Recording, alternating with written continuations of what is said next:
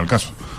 Y bueno, a analizar esto, estamos con José Incio, politólogo, experto en estos temas electorales, profesor de la Universidad Católica, para comentar la situación. ¿Qué tal, José? Buenos días. ¿Qué tal? Gracias por la invitación.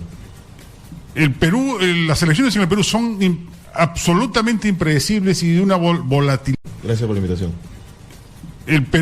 Las elecciones en el Perú son absolutamente impredecibles y de una volatilidad inusual e inédita, o esto que vemos que en la última semana cosas sí suele ocurrir en otras elecciones de otros países. No, de hecho Perú no es necesariamente la excepción, siempre hay, digamos, finales de fotografía, y si vemos nuestra propia historia, no tenemos, por ejemplo, la elección de Aya Belaúnde en la primera vez, también empataron, estuvieron muy cerca, claro.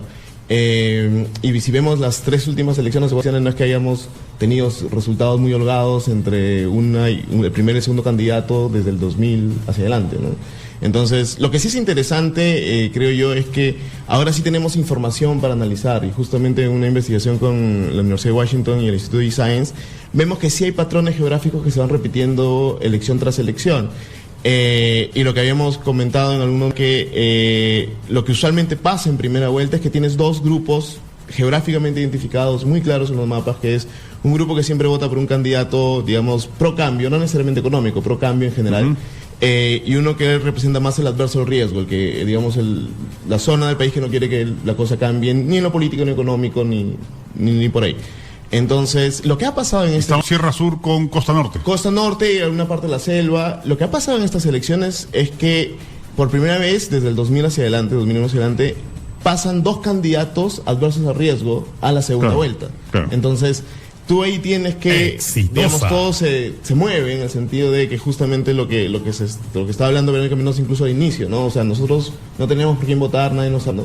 Sin embargo, creo yo que de una manera bastante correcta y buena, al final decidieron pues brindar su apoyo, digamos, al candidato que representaba mejor la institucionalidad democrática y etc., ¿no? Pero esta ha sido una elección bastante sui generis desde la primera vuelta, o sea, no necesariamente en esta segunda vuelta, sino en la primera vuelta vemos todo lo que ha pasado, pues con el retiro de los candidatos. Con el retiro de los candidatos, a pocas semanas antes de la segunda vuelta, muy poco tiempo para que accione, como ese candidato pro cambio. Recuerdo que había una pelea entre Barrenechea y Verónica Mendoza, lo que al final termina justamente que Pedro Pablo Kuczynski, por un margen muy pequeño, pase a una segunda vuelta, ¿no? Lo que ha pasado en esta segunda vuelta es que, primero, ante una inactividad bastante notoria de Pedro Pablo Kuczynski, digamos, los demás candidatos como Verónica Mendoza, Hugo Guzmán, etc., al principio estaban reticentes porque no había esta voluntad inicial de diálogo, ¿no? De tender puentes. Y yo creo que una actitud bastante importante, que justo le da una vitalidad interesante a lo que va a ser esta nueva generación de izquierda, es que, digamos, en una posición política inteligente, dicen, ¿saben qué? Lo más importante para nosotros es el sistema democrático, damos un voto crítico, no es una alianza. No le va a pasar facturas. Claro, es como que... No, te pregunto, ¿tú crees que no le va a pasar facturas? No creo, porque diferente hubiese sido si es que hubiese sido, por ejemplo, la alianza Toledo-Humala en el 2011. Ahí sí era una alianza de cogobierno. Aquí es una cosa que dicen, no nos gustas como candidato, lo que nos importa es lo más grande, es el sistema democrático. Y creemos que con Keiko esto va a estar, digamos, en riesgo, al costado, etc. Entonces, vamos a votar por ti, pero no porque eres tú, sino porque estamos en contra de la otra persona. Y es por eso que todos los colectivos de No Keiko, etc., si ves, es un poco lo que se menciona, es antifujimorismo el que ha ganado más que la propia acción de PPK. PPK, digamos, que era el receptor. Claro. Quizás no el ideal, pero para estos grupos, pero finalmente fue el que estaba ahí, ¿no? Claro. Igual no hay que olvidar el voto del 10 de abril, ¿no? Claro, que es un voto claramente pro modelo, digamos, de alguna manera, incluyendo ahí no solo a Keiko, sino también básicamente a PPK. Claro, cuando yo hablo de cambio, no es que necesariamente toda la gente quiere un cambio en el modelo económico, sino, por ejemplo... a lo que me refiero es el PPK debe estar en una disyuntiva hoy, respete el mandato del 10 de abril o el del 5 de junio. Ya. ¿Lo llevan a dónde? ¿Cuáles son las urnas a las que debe escuchar? Lo que pasa es que uno se podría cerrar diciendo el tema del voto de modelo económico, digamos, tuvo el mayor bolsón. Sin embargo, el bolsón de los que, digamos, quieren otra cosa, también es importante. Y es lo que hemos tenido elección tras elección. Recordemos que Humala ganó no necesariamente porque seguía con su modelo, sino porque dio garantías de que ese cero económico quería. Yo creo que en eso la mayoría vamos a estar tranquilos. El problema es que el gobierno es conflictivo, como han sido los conflictivos los tres últimos gobiernos, y es que no se entiende que hay un gran sector, un importante bolsón electoral y de ciudadanos que no está recibiendo lo que los demás estamos recibiendo del modelo.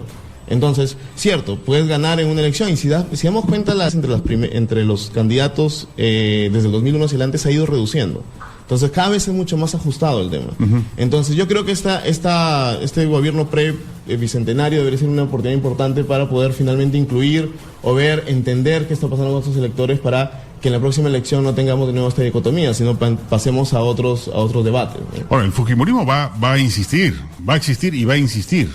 Sí, yo creo que en realidad, más allá de que nos guste o no la candidatura... Yo no sé si la dicotomía democracia-dictadura siga funcionando de acá a 5 años. No, yo creo que justamente es otro tema, porque hay que reconocerle al fujimorismo que lo que ha hecho el fujimorismo en estos 5 años previos a esta elección es algo que ningún otro partido ha hecho, que es hacer partido. O sea, ha ganado elecciones subnacionales, ha generado cuadros, digamos, cada vez ha aumentado su capacidad organizativa, porque yo creo que así están pensando el partido. Entonces van a ser una carta importante y un actor importante en la próxima elección. Lo que yo creo es que ahí quizás el cambio de estrategia de Keiko Fujimori, de empezar con una cosa de deslindarse del pasado, ¿no?, al principio, y luego voltear bruscamente a algunas actitudes que recordaban justamente el pasado. Claro. Hacía que el elector que no necesariamente tiene una animadversión al fujimorismo, ¿okay? Incluso un gran sector del elector de PPK era como que les das argumento como para decir, oye, en realidad no has cambiado, pues sigues cambiando de discurso, sigues cambiando de opinión, sigues rodeándote de gente muy problemática, y ahora el tema del narcotráfico es mucho más evidente, ¿no? Con todas esas denuncias de Joaquín Ramírez. Y no pudo desprenderse de esa embestida, ¿no? Ahí... Lo agarraron indefensa, inerme, no reaccionó. Y ahí fue una falta de reflejo político bastante rara, porque Keiko había tenido un muy buen reflejo político durante toda la campaña. Había seguido el guión que le habían hecho, me parecía bastante bueno, el que había ido a acción. Pero cuando le dan esta embestida, sale justamente a defender hasta cierto punto lo que, a todas luces es bastante, por decirlo menos, sospechoso, ¿no? Alguien que astronómicamente aumenta su capital económico, no estaba en ningún radar sobre empresariado de la nada. Es un poco pero también complicado. es cierto que esos empresarios emergen en el radar. No, pero sí tienes algunas... Y hay muchos, ¿eh? Pero por ese margen de haber capitalizado tanto de un momento a otro... Porque claramente su fortuna nace vinculada a la Universidad de las Peruanas, ¿no? Sí. Y ya sabemos que las universidades son unas minas de oro. Eso es cierto. Vemos el caso de Acuña, ¿no? El caso de Luna, el caso de Acuña. Pero si comparamos, incluso alguien hizo la comparación entre el capital que hizo Acuña y el capital que hizo Joaquín Ramírez en el periodo de tiempo, es bastante dispar. O sea, el crecimiento es mayor en el caso de Ramírez. Sí. Claro, pero lo que voy sería pues injusto acusar de que hay dinero en narcotráfico ahí. Eso no se sabe. No, eso no se sabe. No hay forma de... Pero digamos que el reflejo pudo haber sido mejor para desprenderse de Y eso. lo otro que dicen algunos, no hay manera que un empresario emergente crezca si no lava activos. Los lava a diario. Yo no creo que eso sea cierto. De hecho, tenemos ejemplos de empresarios emergentes. Podemos ir a... Yo creo que sería injusto con el empresario emergente justamente de hacer esa aseveración, ¿no? No, pero para empezar, el 70% es informal. Claro, pero ya su naturaleza informal lava activos todos los días. Pero el lavado de activos, claro, no declaras impuestos, pero otra cosa claro, es a eso me refiero. Que venga capital, claro, está bien por ahí, pero otra cosa es que venga capital. Claro, extraño. Extraño que te prestan, mafioso, claro, o que te dan para que justamente... Claro. Pero en el caso de Joaquín Ramírez, no por defenderlo, sino porque conozco más o menos la Universidad de las Peruanas, es un imperio. Es la universidad con la mayor cantidad de alumnos ahora, es la que tiene la mayor cantidad de sucursales, o sea... Lo que pasa es que, por ejemplo, Joaquín Ramírez sale diciendo que se les perdieron los papeles de las empresas. A lo que voy es, si el reflejo político hubiese sido desde el principio, sabiendo que quizás esto iba a traer más cola, quizás o no incluirlo. No hubiese tenido tanto golpe, ¿no? Incluso en las encuestas al inicio pareciera que no hubiese generado tanto golpe. Tenido impacto inmediato. Pero si te das cuenta, el escándalo sale, no hay tanto impacto inmediato, pero luego viene la defensa con los audios de Klimper. Eso fue, ahí terminó de armar el muñeco, digamos, ¿no? Exacto. Le hizo la tormenta perfecta. Y, digamos, esa tormenta perfecta la que hizo está generando ¿Crees que el país esperaría un gobierno... ¿Hasta qué punto de ancha base, digamos? ¿Plural en su constitución o operativo a diversas fuerzas políticas? Lo que pasa es que yo honestamente no creo que exista una... Pero Pablo Kuczynski, por ejemplo, él pensaba seriamente en José Klimper como eventual premier. Sí. De hecho, es que ese es el tema. El tema es que si segmentamos vamos a tener que el aspecto económico, yo creo que no va a haber mayor diferencia entre un gobierno de Keiko y de Pedro Pablo Kuczynski en lo esencial, en la columna vertebral. Lo que tiene que haber es un poco más de justamente cómo incluimos a estos sectores que están teniendo este voto protesta con respecto al sistema. Y ahí viene lo importante, ¿no? Exitosa. Sí, un apunte final, actualización de la OMPE al 97,105, un pequeño avance de apenas décimas de actas procesadas y contabilizadas, y los porcentajes se mantienen más o menos parecidos. En el caso de Peruanos por el Cambio, 50.141, y en el caso de Fuerza Popular, 49.859. Es más, se amplía un poquito mínimamente, pero se amplía. Repito, faltan contabilizar 900.000 votos, alrededor de 900.000 votos. Pero si, por ejemplo, la gente quiere encontrar tendencias entre la penúltima y última medición, la diferencia más bien se amplía. Por eso, no necesariamente los votos que restan contabilizar, o las mesas o actas que restan contabilizar, marcar una proporción favorable a Keiko Fujimori. Por eso, mucha tranquilidad a ambas partes. Yo sostengo que se viene la necesidad de una nueva transición, pero que en esta nueva transición tenemos que incluir al fujimorismo, cosa que no ocurrió en el 2001. Es que no puedes excluir al partido que tiene la mayor cantidad de la bancada más grande, para empezar, el que en 2 elecciones seguidas ha estado en una segunda vuelta, y al partido que obviamente tiene un voto duro electoral muy fuerte. O sea, ¿por qué lo excluirías del sistema? Al contrario, yo creo que si tienes sospecha de que es alguien antisistema, inclúyelo para que se maneje dentro de las reglas de juego. El tema es que... A lo que voy, ¿tú crees que PPK debería convocar un gabinete con fujimoristas, gente amplia y demás? Que no le queda otra, porque no tiene mucha bancada. O sea, si quiere hacer las reformas económicas que dice que quiere hacer, o las reformas que quiere lanzar, necesita concertar. En lo económico, los fujimoristas van a jugar en ping-pong muy fácil. El tema, yo no creo que eso sea tanto el problema. El problema va a ser con algunos temas más sensibles, de cuál va a ser su posición, en los cuales quizás va a tener que buscar romper la bancada fujimorista. Recordemos que si bien es cierto es una bancada muy disciplinada, pero hay muchos nuevos en esta bancada. Y jugar un poco más con las alternativas que son más progresistas, tipo el Frente Amplio o bueno, hasta cierto punto el mismo APRA, ¿no? ¿Te parece? Hacemos una pausa y regresamos de inmediato para continuar conversando. En un instante estamos de vuelta aquí en Radio Exitosa 95.5 FM. Estamos en estudios con José Incio, politólogo, experto en temas electorales. Ha salido un nuevo reporte de la OMPE, pequeño en relación al anterior, pero hay que insistir. Hay un total de actas en el proceso electoral peruano de 77.000, de las cuales 75.000 han sido procesadas. Pero de esas actas procesadas, solo 800 han sido contabilizadas. Hay 1.270 que se han enviado a los jurados electorales especiales, que si se suman a las 2.238 que falta procesar, hacen un total más o menos de 3.508 actas que falta contabilizar, cuyos votos no han sido incluidos en el reporte. Y esas 3.508 actas representan más o menos 900.000 votos. Y la diferencia entre ambos candidatos en estos momentos es de alrededor de 47.000 votos. Esa es la realidad estadística en la cual nos estamos moviendo. ¿Que haya posibilidad de una reversión? Sí la hay. Que esto sea probable, yo lo veo difícil. Es una probabilidad estadística, vamos a ver, porque no están todas las actas vinculadas a regiones en donde necesariamente haya ganado Keiko Fujimori. Esa es la razón por la cual dudo de que esto pueda revertir el resultado, pero en todo caso, admito esa posibilidad y en consecuencia llamar e invocar a que esperemos los resultados oficiales al 100%. No se produció una elección tan estrecha, creo, en ningún momento de la historia política. Sí, como te mencionaba, me imagino que salvo para la segunda vuelta entre Alan García y Lourdes Flores. Claro, eso también que se por 20.000 votos. Se definió justo lo que estamos viendo con las actas que finalmente fueron al jurado electoral especial y las últimas que quedaban por contar, ¿no?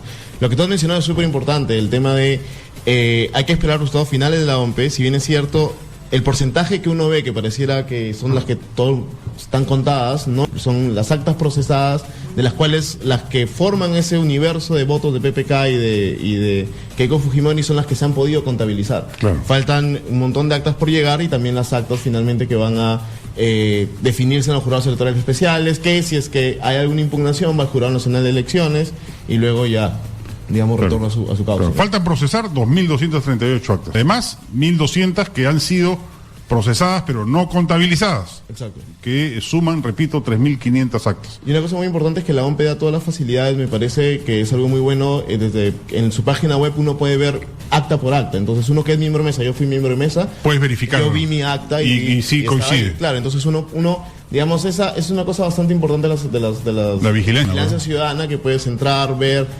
generar, analizar los números y también ver las actas. Lo que sí sería muy bueno es que, a diferencia de los años anteriores, la OMP libere toda la base de datos sabiendo en qué hora procesó cada acta, para ver justamente un análisis más profundo, ¿no? Ahora, en general, esta elección lleva a una movilización ciudadana que seguramente va a permanecer activa, sea cual sea el ganador. Sí. Y en varios temas, derechos humanos, corrupción, etcétera, va a estar muy activa. No le va a permitir ningún exceso a ninguno de los dos. Menos a Keiko Fujimori que a PPK, pero igual con PPK va a tener una actitud vigilante, ¿no? Yo creo que es una ventana de oportunidad muy buena para que se consolide, como te mencionaba, este grupo finalmente que representa la izquierda, ¿no? Digamos, ser oposición es más fácil. Entonces ellos podrían dar esta oportunidad de ser oposición, canalizar bien las demandas ciudadanas y poder seguir convirtiéndose en un actor bastante importante en la elección del 2021. Ahora, ya hay varios candidatos jugados para el 2021. Verónica Mendoza, Julio Guzmán, Alfredo Barnechea. Si pierde Keiko Fujimori sin duda. Sí, o Acuña. Sí, son cosas importantes que a veces perdemos perspectiva, ¿no? Por ejemplo, Acuña, nos guste o no, es alguien que ha venido trabajando, creando un partido político de hace más de 10 años. Es alguien que ha estado presente en todas las elecciones, alguien que tiene cuadros, alguien que, digamos, en lo ideal de un partido político es el que ha estado trabajando por ese lado. Que no nos guste el personaje, no quita el trabajo que haya estado haciendo. Julio Guzmán, me parece muy importante que haya terminado la elección, no haya desaparecido, como lo está haciendo, perdiendo el capital político Barnechea, exitosa. Ha estado viajando, ha estado queriendo formar cuadros, una idea de, quizás abuso de las redes sociales, que las redes sociales pongan el nombre de su partido, no sé, pero en fin, está latente. Si es que continúa así, ya no va a ser, digamos, alguien que trabajó una campaña de 8 meses, sino alguien que está veniendo consolidando su nombre y su presencia. Yo creo que la elección de 2021, lo importante, más que se suelten nombres candidatos, es que estos estén ligados a, digamos, una idea, un aparato y que esto se vaya consolidando hasta el 2021, ¿no? Ahora, los neopartidos son los que han primado, ¿no? Los 4 primeros en el Congreso son claramente, Fuerza Popular, Peruanos por el Cambio, Frente Amplio y Alianza para el Progreso. Sí. Lo que pasa es que la idea político... ¿Crees que se consoliden como partidos? Lo que pasa es que yo creo que hay un tema que en la misma ciencia política nos problematizamos. O sea, la idea del partido político que nosotros queremos, la idea que quizás la mayoría tiene una referencia al partido de los 80, fue un momento muy pequeño en la historia del país. O sea, y esa idea de partido político viene de Europa. O sea, la idea del partido programático, el partido jerárquico, etc., ¿no? Con una cúpula, yo creo, dirigencia y militantes. Sí, lo que existe ahora es un fenómeno que está ahí, que quizás al tratar de ponerle la etiqueta de partido como tal, nos lleva a otras referencias que obviamente no va a calzar. Pero lo que sí está viendo es una suerte de organización, algo latente detrás, que está posicionando nombres, está posicionando, digamos, se quiere una idea. Pero esta estrategia, por ejemplo, de reclutar movimientos o personas de manera esencial a su funcionamiento, no es propia de un partido, digamos. Los partidos sí tratan de convocar militantes, más que... Este libro de Mauricio Zabaleta, por ejemplo, de Coalición de Independientes, me parece que grafica muy bien lo que se está trabajando, ¿no? El tema de que es un... Pero tu juicio, ¿es transitorio o ese es el nuevo modelo de partidos que vamos a tener en los siguientes 30 años, 40 años? Yo diría que el partido que buscamos de los 80 no va a regresar. O sea, no va a regresar. No me parece. Lo que hay que trabajar son con los nuevos fenómenos, hay que estudiarlos bien para justamente saber con qué estamos lidiando, ¿no? Quizás es algo más personalista, quizás es una persona el que tenga la acción colectiva, quizás es un gremio pequeño, que no es el que directamente quiere aparecer, sino el que manda a sus candidatos, lo que quizás pasa con los empresarios. Lo de Guzmán, por ejemplo, es esta nueva idea, me parece alucinante. Eduardo Orellán publicó un libro muy bueno sobre tecnócratas en el Estado. Eduardo Orellán es Julio Guzmán es un tecnócrata que tiene aspiraciones políticas y entonces salió de ese mundo de cooperación, de ahí, y se ha lanzado con esto. Entonces, yo creo que hay nuevos elementos para analizar y hay mucha información para analizar esto mucho más emocionante. Yo creo que para el 2021 quizás la idea esta de partido de nuevo antigua no es la que calce, pero sí vamos a tener actores que no van a aparecer de la nada, sino que creo que van a estar desde ahora ya consolidándose, no quizás en esa estructura, pero sí quizás en otra que sea muy funcional, ¿no? Ahora, si gana PPK, sería el primer líder democrático liberal de Pardo. Sí, bueno. Y Gonzalo Segarra, director de Semana Económica, menciona cómo en los últimos intentos que ha habido algo parecido, Bedoya, Beltrán y Vargallosa, los tres perdieron, digamos, ¿no? Como te digo, el tema es que esta primera vuelta ha tenido actores sui generis, o sea, mal que sería la primera vez que si gana, que un presidente que gane en el AVE termina siendo presidente, ¿no? Exacto, o sea, yo creo que eso es justamente lo que la gente de PPK, yo sí creo que el cuadro que se ha reunido PPK es muy bueno, el de Vizcarra, por ejemplo, porque él viene de regiones, él más o menos entiende, siendo presidente regional de Moquegua, entiende más o menos cuál es la sensación con respecto a Lima, con respecto al gobierno. Además, en el escenario político limeño en el cual, cuando no quiere gente de provincias en tu congreso, cierra la participación política, solo partidos nacionales, no regionales, cuando de allá salen los congresistas. Entonces, generas esta ficción de representación que quizás no sea la que le esté dando el mayor favor al sistema político, ¿no? Claro. Entonces, en esta situación, quizás no sea por PPK, pero quizás con la esperanza del equipo que está detrás, pueda ampliar un poco ese horizonte, ¿no? Muy bien, José, yo te agradezco mucho que nos hayas acompañado. Muchísimas gracias por la invitación. José Itólogo, profesor de la Universidad Católica. Un poco ese horizonte. Católica.